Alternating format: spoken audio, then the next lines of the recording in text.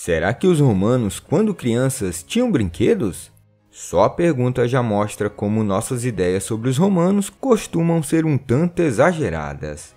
Como se eles quase nem fossem seres humanos. Parece, às vezes, que já nasciam adultos e que todos eram sanguinolentos e brutais. Naturalmente, não é nada disso. Mas é verdade que cada sociedade possui regras de conveniência próprias e que podem nos parecer estranhas, embora tenham sua explicação. Afinal, como viviam as crianças romanas? Não é fácil responder a essa pergunta, menos ainda no que se refere às classes baixas, cujos vestígios são menos numerosos. Mas no vídeo de hoje, tentaremos responder algumas questões sobre esse tema.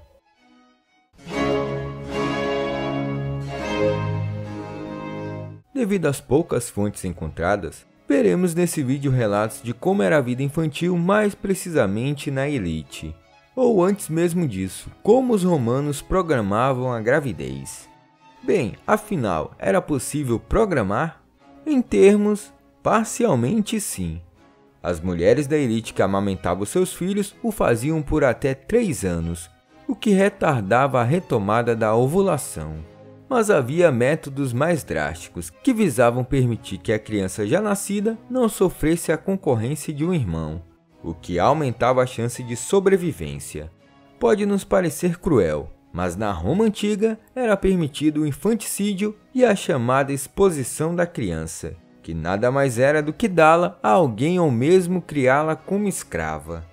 Havia 2 motivos principais que justificavam essas práticas: se a criança tivesse alguma deficiência ou se o pai não a reconhecesse como seu filho. Os romanos diziam que a mãe é certa, já o pai é incerto, e por isso cabia ao pai reconhecer o filho como seu. Mas havia meios menos absurdos de controlar a gravidez, como o bom e velho coito interrompido. Segundo fontes antigas, eram as mulheres que controlavam a interrupção, o que mostra que as romanas não eram tão passivas como se pensa. O objetivo do casamento não era só ter filhos, era ter filhos que sobrevivessem. Daí, em grande parte, a preocupação com que o intervalo entre os filhos fosse muito pequeno.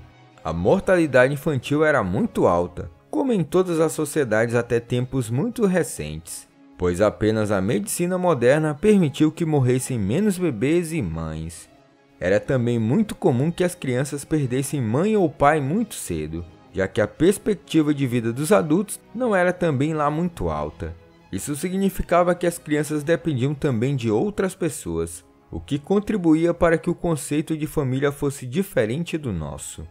A família romana não estava restrita a pais e filhos, mas envolvia outros parentes e até escravos libertos. Quando o pai morria, era sua família quem se encarregava de cuidar do menino até os 14 anos e da menina até os 12 anos. Nas classes altas, havia tutores que ensinavam a criança em grego e latim, de modo que eram, desde pequenas, bilíngues. Alguns dizem que, como as amas de leite eram gregas, os romanos expressavam seus sentimentos em grego, na linguagem que haviam aprendido com as amas. Mesmo entre os pobres, era essencial aprender os rudimentos da escrita. Na escola, as crianças usavam tabuinhas de cera e canetas para aprender a calcular. E isso era bem difícil, já que eles calculavam com os algoritmos romanos. Além disso, eles tinham que decorar poesias. Ao meio-dia, saíam para almoçar e voltavam só pela tarde. Assim como na Grécia, a educação dos romanos variava de acordo com a classe social e o sexo. Além disso, deviam ter conhecimentos de agricultura, astronomia, religião, geografia, matemática e arquitetura. Em relação aos meninos das classes menos abastadas, isso mudava de figura. A maioria, que não podia dispor de tempo integral para os estudos, dedicava-se ao trabalho agrícola ou artesanal. O abandono de crianças, tão comum nos dias de hoje, também existia na Roma antiga, e as causas eram variadas. Abandonados, meninos e meninas estavam destinados à prostituição ou à vida de gladiadores, treinados para enfrentar leões, tigres e outros animais perigosos. Outros ainda se tornavam servos. Como já falamos, ricos e pobres abandonavam os filhos na Roma antiga. As causas eram variadas. Enjeitavam-se ou afogavam-se as crianças mal formadas. Os pobres, por não terem condições de criar os filhos, expunham-nos, esperando que um benfeitor recolhesse o infeliz bebê. Os ricos, ou porque já teriam tomado decisões sobre a distribuição de seus bens entre os herdeiros já existentes. Importante assinalar que, na antiguidade grega e romana, o infanticídio era praticado. A legislação romana imperial tentou condenar essa prática, e o imperador Constantino, desde 315, reconhecendo a importância do fator econômico na prática do abandono dos pais extremamente pobres, procurou fazer funcionar um sistema de assistência aos pais, para evitar que vendessem ou expusessem seus filhos. Depois de 318, o infanticídio passou a ser punido com a morte. Entre as brincadeiras de crianças da época, a mais comum era o par ou ímpar. Havia também brinquedos como carrinhos puxados a cavalo, bonecos de animais ou bonecas feitas de osso ou pano. Era uma outra infância, mas as crianças tinham também suas atividades e brincadeiras. Nas paredes da cidade de Pompeia, soterrada e preservada pela erupção do vulcão Vesúvio, no ano 79, ainda encontramos grafites escritos pelos alunos. Um deles nos diz que, se para você dói decorar Cícero, tomará uma pancada do professor. Era o famoso método da palmatória. A passagem para a vida adulta em Roma para os homens se dava em torno dos 17 anos, quando o jovem já havia se desenvolvido físico e intelectualmente.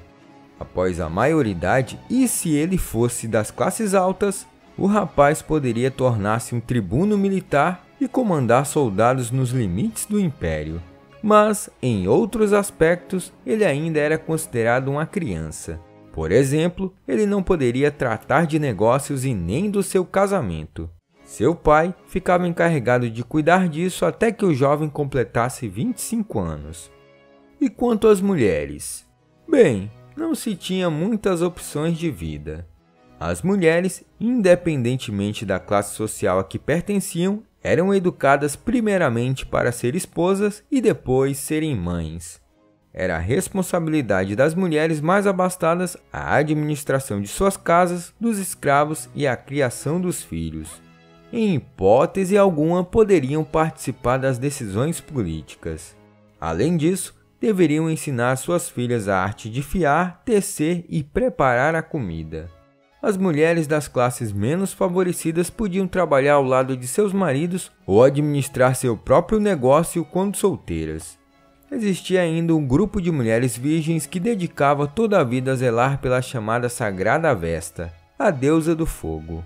As Vestais, como eram chamadas, deixavam suas famílias entre os 6 e os 10 anos para passar aproximadamente 30 anos vivendo ao lado do templo. E claro, elas não podiam casar. Diferentemente de outras mulheres, as Vestais não tinham de obedecer aos pais ou maridos. A mulher era uma moeda de troca muito importante na Roma Antiga. Dependendo da ocasião e do nascimento, ela poderia selar a paz ou dar início a uma guerra. Bastava selar ou romper um casamento. Dentre as instituições romanas, o casamento era uma das principais. Em Roma, com apenas 12 anos, as meninas se casavam por intermédio de arranjos familiares. Isto é, os pais escolhiam os maridos para as filhas. Um casamento com cerimônia pública era importante para mostrar à sociedade que os noivos pertenciam a uma família de posses. Olá, eu sou o professor Danilo. Obrigado por assistir esse vídeo. Se você gostou, se inscreva no canal, deixe o like e compartilhe esse vídeo. Se você estiver pensando em ajudar o canal, você pode ajudar de 3 formas: tornando-se um membro, clicando no botão Seja um Membro aqui embaixo desse vídeo, apoiando na nossa campanha no Apoia-se, clicando no link do comentário fixado. No mais, é isso. Até mais!